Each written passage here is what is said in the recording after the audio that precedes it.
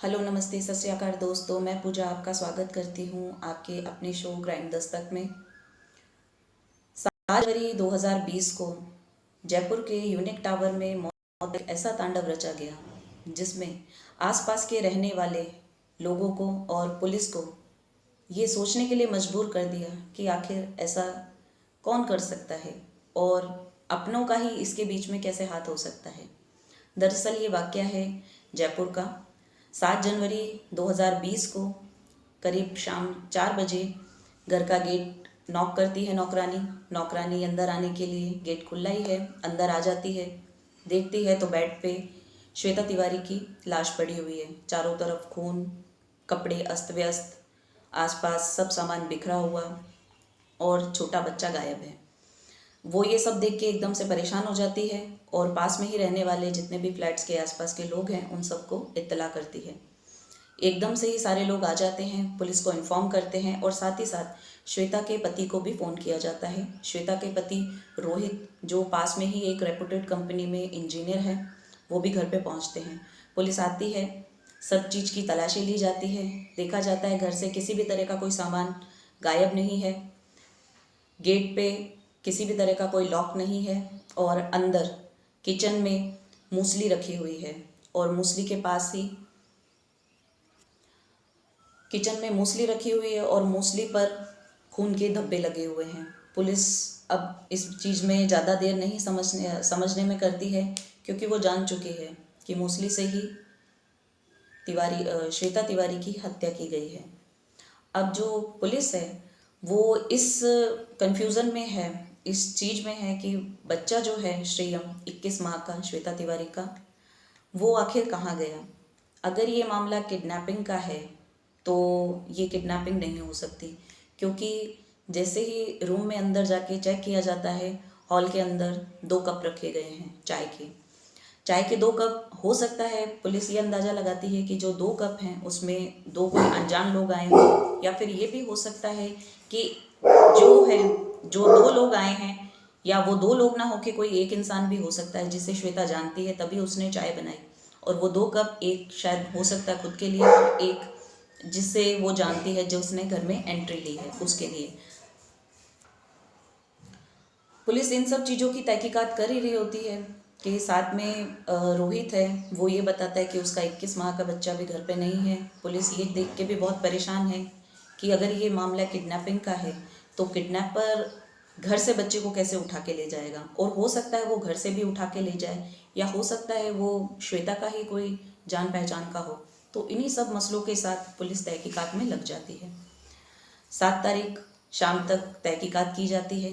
तभी शाम 6:30 बजे रोहित के फ़ोन पे एक मैसेज आता है। रोहित के फ़ोन पे मैसेज आता है बच्चे को किडनैपिंग का। श्रेयम 21 माह का श्वेता का बच्चा है, वो गायब है, मौका वारदात पे नहीं मिलता। और रोहित के पास मैसेज आता है कि अगर अपने बच्चे को चाहते हो सही सलामत तो 30 लाख रुपए दे दो, और ये मैसेज पुलिस को मत बताना। ये जो मैसेज है सर्विलांस पे डालने की कोशिश करते हैं, लेकिन ये जो मैसेज है ये श्वेता के ही फ़ोन से आया है। श्वेता मर चुकी है और जो श्वेता का मोबाइल है वो मौका वारदात पे नहीं मिलता। श्वेता का किडनैपर जो है वो श्वेता का मोबाइल ले जाता है और उसी से रोहित को बार बार मैसेज करता है। रोहित एक अच्छा नागरिक होने के नाते पुलिस को जाके इन्फॉर्म करता है और पुलिस अब इस केस को सुलझाने में लगी हुई है। अब पुलिस जान चुकी है कि ये मर्डर मिस्ट्री के साथ साथ एक किडनैपिंग केस भी है। बच्चे को ढूंढने के लिए, सही सलामत पाने के लिए पुलिस हर तरह से प्रयास कर रही है। मीडिया का दबाव, फिर साथ में लोगों का, और ये जब घटना मालूम चलती है तो ये सब घटना मालूम पड़ने के बाद श्वेता के जो माता पिता और उसका भाई है वो अगले ही 8 तारीख को जयपुर पहुंच जाते हैं। श्वेता जो कि कानपुर की रहने वाली है और रोहित ये दिल्ली का रहने वाले हैं। दोनों की शादी 2011 गाज़ियाबाद में हुई थी। रोहित तो पेशे से एक इंजीनियर है और श्वेता हाउसवाइफ है। दोनों की शादी काफ़ी धूमधाम से हुई थी। इसी सब चीज़ों का खुलासा करने के लिए इनके माता पिता जयपुर पहुंचते हैं। जयपुर पुलिस सभी से तहकीकात करती है। ज़्यादातर ऐसे जो मामले होते हैं उसमें संदिग्ध जो रहते हैं वो ससुराल वाले या पति को ही समझा जाता है। इन्हीं सब चीज़ों की तहकीकात करते हुए पुलिस परिवार वालों के जो बयान है वो रिकॉर्ड करती है। बयानों के बाद ये पता चलता है कि 5 जनवरी 2020 को, यानी मौत के 2 दिन पहले ही, रोहित ने श्वेता के भाई को फ़ोन करके कहा था कि ये मुझे बहुत परेशान कर रही है, अब हम दोनों की नहीं बन रही है, या तो तुम इसे ले जाओ या फिर ये मर जाएगी। और उनके पिता को भी यही कहता है कि मुझे आपकी बेटी नहीं चाहिए, आप इसे यहाँ से ले जाओ वरना मैं इसे मार दूँगा। ये चीज़ें जो हैं, ये बातें जो हैं, वो उसके माता पिता को काफ़ी खल रही है, उसके भाई को काफ़ी खल रही है। श्वेता के माता पिता और उसका भाई काफ़ी परेशान है और ये सारे बयान वो पुलिस में रिकॉर्ड कराते हैं। अब पुलिस इन दोनों के बीच जो संबंध है उन सब चीज़ों की तहकीकात कर रही है। हो सकता है पति पत्नी के बीच किसी चीज़ को लेके अनबन हो गई हो, लेकिन फिर भी इसका वाकया अगर कोई आदमी करता है तो वो अपने बच्चे को क्यों किडनैप करवाएगा? या हो सकता है कि सारी शक की सुइयां जानबूझ के रोहित की तरफ घुमाई जा रही हो ताकि एक तीसरा आदमी बीच में बच जाए। इन्हीं सब चीज़ों की तहकीकात करते हुए पुलिस हर तरह की इन्फॉर्मेशन निकालने के लिए अपनी टीम बनाती है, तो उन्हें किसी भी तरह की कोई जानकारी नहीं मिलती है। धीरे धीरे आसपास के जितने भी पॉश एरिया है वहाँ पे सीसीटीवी फुटेज और सब चेक किए जाते हैं। यूनिक टावर्स में सिर्फ 3 सीसीटीवी है, एक बाहर एंट्रेंस पे, बीच में और एक किसी और फ्लोर पे। इससे पुलिस को किसी भी तरह की कोई इन्फॉर्मेशन नहीं मिल पाती है। कहते हैं कातिल कितना ही शातिर क्यों ना हो, वो कहीं ना कहीं कोई छोटा सा सुराग छोड़ ही जाता है, और इसमें कातिल ने यही किया। श्वेता का जो कातिल है, जो आरोपी है, उसने यहाँ पे भी यही गलती की है। उसने पहले घर में आने से पहले ये चीज़ तो खंगाल ली थी कि यहाँ पे कोई भी सीसीटीवी फुटेज नहीं है, और पास में एक पड़ोसी है, वो भी वेकेशन पे गए हुए हैं, करीब उन्हें 2 महीने हो गए हैं और आने वाले 2 महीनों तक भी वो नहीं आएंगे। तो इन्हीं सब चीज़ों का फ़ायदा उठाते हुए आरोपी ने ये काम किया। जैसे ही पुलिस को पता चलता है कि उनके पास में सामने वाले पड़ोसी, जिनके घर के बाहर एक सीसीटीवी फुटेज लगा हुआ है लेकिन वो घर पे नहीं है, पुलिस उनकी छानबीन करती है, उनके नंबर निकाल के उन तक पहुंचती है और मालूम करती है। उन्हें घटना की सारी जानकारी दी जाती है और सारी जानकारी देने के बाद एक अच्छे नागरिक के तौर पे वो उनकी पूरी सहायता करने के लिए अग्रसर हो जाते हैं। अब पुलिस जो है उनसे सीसीटीवी फुटेज मांगती है, तो 5 तारीख से लेके और 7 तारीख तक के वो सारे फुटेज प्रोवाइड करवा देते हैं। 7 तारीख का जो फुटेज है उसमें करीब 1 बजे के आसपास एक आदमी है जिसने कैप पहना हुआ है, वो अंदर आया, एंट्री की, श्वेता ने उसे एंट्री दी, और वो सिर्फ अंदर जाने तक की एंट्री ही दिख रही है क्योंकि कैमरा घर के बाहर लगा हुआ है। जैसे ही वो अंदर जाता है और उसके चंद मिनटों बाद ही, करीब 7 से 8 मिनट बाद ही, वो आदमी बाहर आता है और कपड़े में लपेटा हुआ बच्चा लेता हुआ दिखाई दे रहा है। आदमी, उसने मंगी कैप पहनी हुई है, सर्दियों का मौसम है, कोट जैकेट पहना हुआ है, इसलिए पता नहीं चल रहा कि कौन है। उसकी पीठ उस तरफ है, लेकिन उसके जो जूते हैं, जूतों के कलर से वो, बस पुलिस के पास एक ही सबूत मिलता है, जूतों का कलर। अब वो जूतों के कलर से और स्पोर्ट्स शूज़ जो उसने पहने हुए हैं उसी से आगे की तहकीकात करने की जानकारी लेती है। जैसे कि आगे की जानकारी जो है वो उनके माता पिता बताते हैं कि इन दोनों के जो संबंध थे वो काफ़ी अच्छे नहीं थे, क्योंकि शादी के टाइम भी दोनों परिवारों में शादी कहाँ करनी है, इन चीज़ों को लेके काफ़ी मतभेद हुआ था। श्वेता के माता पिता हैं, वो चाहते थे कि उनकी बच्ची की शादी कानपुर से हो, जबकि रोहित के माता पिता वो दिल्ली के रहने वाले हैं, तो वो चाहते थे कि शादी दिल्ली से हो। लास्ट में ये डिसाइड हुआ कि दोनों की शादी गाज़ियाबाद से होगी। तो गाज़ियाबाद में 2011 में दोनों की शादी हुई। शादी के करीब 7 साल तक इनके कोई औलाद नहीं हुई। 2018 में, मार्च 2018 में दोनों के घर एक बच्चा पैदा हुआ जिसका नाम श्रियम रखा। श्रियम 2020 में 21 माह का हो गया है। बच्चे के कारण श्वेता काफ़ी खुश रहने लग गई थी और उनके बीच में जो आपसी मतभेद होते थे उनको भी वो भुला चुकी थी। लेकिन रोहित कहीं ना कहीं अपने मन में ये षड्यंत्र रच के बैठा था कि वो इससे छुटकारा पाना चाहता है, क्योंकि उसकी प्रीवियस लाइफ के अंदर जो चल रहे थे वो कहीं ना कहीं श्वेता से परेशान था। अब वो अपनी ज़िंदगी को नए सिरे से शुरू करना चाहता था और उसने वो ये सारी चीज़ें बताई थी श्वेता को।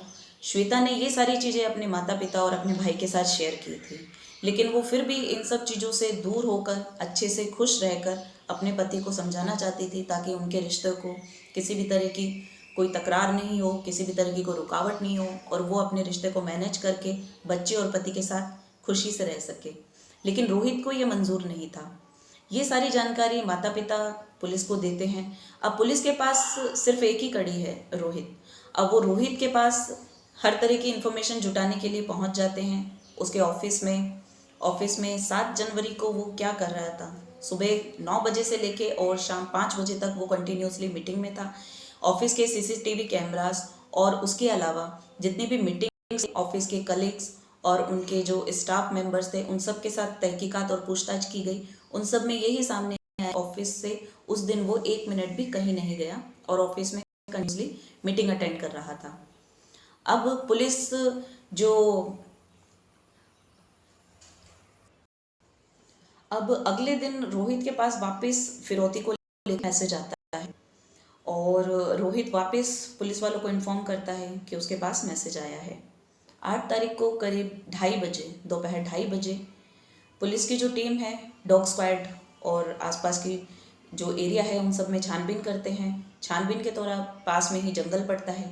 जंगल में डॉग जो हैं वो ज़मीन को छीन रहे हैं, ज़मीन को गड्ढा कर रहे हैं, तो पुलिस चौकन्नी हो जाती है। जैसे वहाँ पे खोद के चेक किया जाता है तो बच्चे की लाश वहीं मिलती है।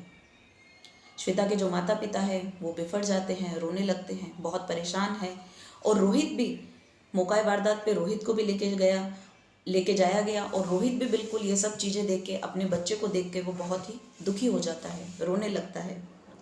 और ये सब चीज़ें देख के पुलिस को लगता है कि अगर ये किडनैपिंग और ये मर्डर रोहित ने करवाई है तो ऐसा नहीं हो सकता, क्योंकि रोहित अभी इतना परेशान है। एक पिता की अपने छोटे से बच्चे के साथ क्या दुश्मनी हो सकती है? हो सकता है अगर पत्नी की वो हत्या भी करवा दे, लेकिन वो बच्चे की हत्या नहीं करवा सकता।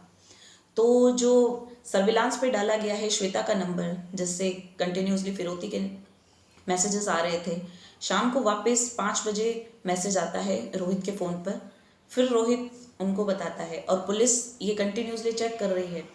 अब जो किडनैपर हैं, जो अब किडनैपर तो रहे नहीं हैं, वो मर्डरर हो गए हैं, आरोपी, उनका पता नहीं है पुलिस को वो कहाँ है। और कंटिन्यूसली उन्होंने 5-6 बार अपनी लोकेशन चेंज की है। लोकेशन के साथ साथ पुलिस ने मालूम किया तो पता चला कि ये लोकेशन अब आगरा की बता रहे हैं। आगरा की पुलिस स्पेशल टीम तैयार करके आगरा के लिए रवाना करती है और साथ ही साथ जो रोहित है, रोहित के भी जितने कॉन्टैक्ट लिस्ट हैं उन सबको निकाला जाता है, उन सब की चेकिंग की जाती है और पिछले 5-7 दिनों में जिन भी लोगों से उसने बात की है उन सब की तहकीकात की जाती है। पुलिस को आखिर सबूत मिल ही जाता है। एक पास में ही रहने वाले हैं सौरभ, जिसका रोहित काफ़ी बात करता था और सौरभ से उसकी काफ़ी याराना था। ज़्यादा टाइम नहीं हुआ था, करीब 1.5 साल ही हुआ उन दोनों को मिले हुए, तो उसके बारे में भी पता चलता है। रोहित के कहने पे और सौरभ के यहाँ उससे हर चीज़ की पूछताछ करने के लिए पुलिस पहुँचती है, लेकिन सौरभ वहाँ नहीं मिलता है। सौरभ के घर की तहकीकात की जाती है, आसपास के जो फुटेज वगैरह हैं वो भी चेक किए जाते हैं, लेकिन किसी तरह की कोई जानकारी नहीं मिलती है। लेकिन निकलते निकलते पुलिस वालों को वहाँ से शूज़ दिख जाते हैं, स्पोर्ट शूज़, सेम वही शूज़ जो उसने सीसीटीवी कैमरास में देखे थे। अब इन शूज़ के बिहाफ पे पता चल जाता है और ये मालूम हो जाता है पुलिस को कि कहीं ना कहीं कोई ना कोई कांटेक्ट सौरभ के साथ है आरोपी का, या फिर हो सकता है सौरभ ही किडनैपर हो। अब इन चीज़ों के लिए जो सौरभ का नंबर है उनके घर वालों से लेकर और आगे सर्विलांस पे डाला जाता है, चेक किया जाता है, तो रोहित का जो बात है सौरभ और रोहित की वो सामने आती है। इन सब चीज़ों के बीच में करीब 10 जनवरी को पकड़ा जाता है आरोपी। 10 जनवरी 2020 को रात 1:30 बजे आगरा के अंदर सौरभ पकड़ा जाता है। वो अपनी लोकेशन कंटिन्यूसली चेंज करता रहता है। उसने अपना मोबाइल भी बंद किया होता है, लेकिन श्वेता का जो नंबर है वो उसी के पास है। सौरभ जो है वो रोहित का ही फ्रेंड है। अब इन दोनों के बीच की कड़ियों को सुलझाने के लिए पुलिस आती है, दोनों से अच्छे से कड़ाई से पूछताछ करती है तो फिर जब रोहित है वो सारी चीज़ें बयान कर देता है, और सौरभ ये चीज़ें बता देता है कि मात्र 10,000 रुपये में वो ये काम करने के लिए राज़ी हुआ था। एक्चुअली इन दोनों की जो शादी थी, दोनों अपनी पत्नियों से परेशान थे। सौरभ जिसकी 2018 में ही शादी हुई थी, और रोहित जिसकी 2011 में शादी हुई थी। दोनों ही अपनी बीवियों से छोटी छोटी बातों को लेकर काफ़ी परेशान थे, और उनकी परेशानी उनकी मौत का कारण बन गई। रोहित चाहता था कि वो अपनी पत्नी से छुटकारा पा सके, उसकी जो मर्डर है वो खुद नहीं करना था, इसलिए उसने अपने दोस्त सौरभ को कहा। और जो सौरभ है वो भी अपनी पत्नी के साथ नहीं रहना चाहता था, इसलिए उसने यही कहा कि मैं तुम्हारी पत्नी का मर्डर कर दूंगा, लेकिन उसके ब्याह पे तुम्हें भी मेरी पत्नी का मर्डर करना होगा। दोनों दोस्त एक दूसरों की पत्नियों का मर्डर करके और अपनी नई ज़िंदगी स्टार्ट करना चाहते थे। लेकिन इन सब के बीच में श्रेयम का क्या दोष था? रोहित से जब इस चीज़ का पूछताछ की गई तो रोहित ने यही बताया कि अगर वो अपनी नई ज़िंदगी स्टार्ट करेगा तो कोई भी औरत है वो उसके बच्चे को नहीं अपना पाएगी, और जहाँ तक है उसे भी ये लगता था कि वो बच्चा उसका नहीं है, तो उसने उसी शक को दायरे में रखते हुए इस मर्डर को अंजाम दिया। और ये मर्डर मिस्ट्री उन्होंने ऐसे ही तैयार की। पुलिस के हाथों ये सारे सबूत लगे और इन दोनों के बयान रिकॉर्ड किए गए। सौरभ जो आरोपी है जिसने ये हत्या की, उसने ये कबूलनामा किया, और साथ ही साथ जो रोहित है उसने भी ये कबूलनामा किया कि उसने ही हत्या करवाई थी। पुलिस को 3 दिन तक इन चीज़ों में उलझाए रखा, और रोहित भी इतना माइंडेड, इतना शातिर दिमाग और इतना आपराधिक माइंड हो चुका है कि उसने भी ये सोचा कि पुलिस तक उसकी ये साजिश जो है पता नहीं चलेगी। लेकिन जो सौरभ के जूते थे उन्होंने ये सारी मर्डर मिस्ट्री को खोल के रख दिया। अगर पुलिस इन चीज़ों का भी ध्यान नहीं रखती तो शायद ये जो केस है वो काफ़ी आगे तक चलता और इतनी जल्दी पता नहीं चलता। इसमें सबसे अच्छी भूमिका रही है आसपास के पड़ोसियों की, और सीसीटीवी फुटेज जिनके घर के बाहर से मिले वो वहाँ पे नहीं थे, लेकिन फिर भी उन्होंने एक अच्छे नागरिक होने के नाते पुलिस को वो सारी चीज़ों में हेल्प की, उनको सीसीटीवी फुटेज प्रोवाइड करवाए, और साथ ही साथ इन सब चीज़ों के बारे में एक अच्छे जागरूक नागरिक होने का जानकारी दी। अब जो पुलिस है उन्होंने दोनों के खिलाफ केस बना दिया है, केस चल रहा है कोर्ट में। चाहे नतीजा जो भी निकले, आरोपी पकड़े गए हैं, कोर्ट में केस चाहे जो भी नतीजा आए, लेकिन किसी भी औरत को या किसी भी आदमी को ये हक नहीं बनता कि वो अपने साथ में रहने वाले अपने पति या पत्नी की इस तरह से हत्या करे, और साथ में ही बच्चे के। अगर उन लोगों को साथ में नहीं रहना है तो वो उन चीज़ों के लिए तलाक ले सकते हैं। किसी की हत्या करवा के या किसी की जान लेके वो उससे छुटकारा कैसे पा सकते हैं? अगर आपको जन्म देने का अधिकार नहीं है तो आपको मारने का भी अधिकार नहीं है। इसी केस के साथ आज की हम ये रिपोर्ट यहीं समाप्त करते हैं। जय हिंद, जय भारत।